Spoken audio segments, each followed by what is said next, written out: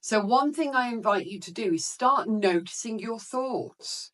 Try to do it without judgment. So if you catch yourself thinking something negative, like, I'm not smart enough for this job, pause and say, that's just a thought. I don't have to believe it. Practice this daily and watch how your perspective opens up and ultimately changes.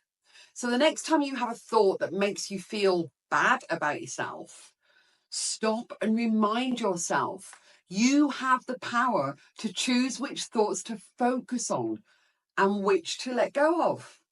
You see, this simple shift can give you incredible freedom and control over all areas of your life. Now, the second piece of advice that shifted my mindset is the idea that what you focus on expands.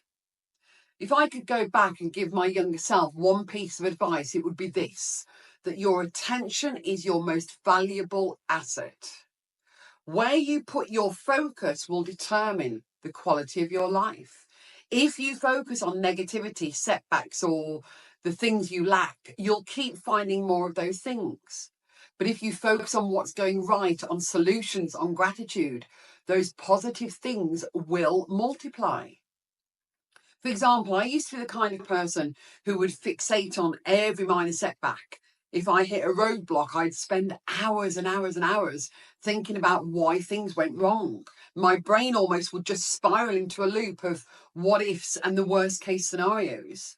I was always waiting for the next thing to go wrong or the next bad thing to happen. And of course, it always seemed like something would. But here's the thing: when I started to focus on what wasn't working, I made those problems seem even bigger.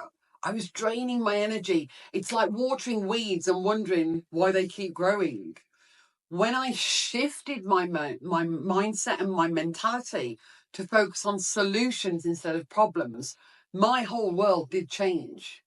For example, when I started my business, I faced a lot of obstacles. I could have easily focused on how hard things were, how overwhelming marketing felt, or how uncertain everything seemed. But instead, I made a conscious decision to focus on the small wins, the actions I could take each day, and the things I was truly grateful for.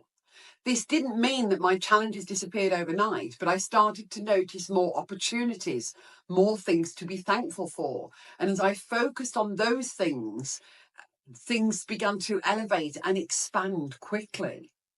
There's actually science behind this. You see, the reticular activating system in your brain filters out what's not important and brings to your focus the things that you want to bring. In other words, it brings the focus onto the forefront of your mind. So if you're constantly focusing on negativity, your brain will naturally find more negativity. But if you focus on progress and gratitude, guess what?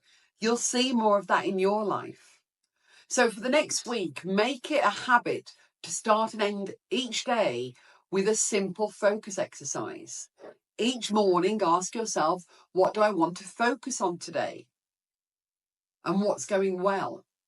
And at night, reflect on 3 things that you're grateful for. You see, this simple shift can rewire your brain and transform your mindset.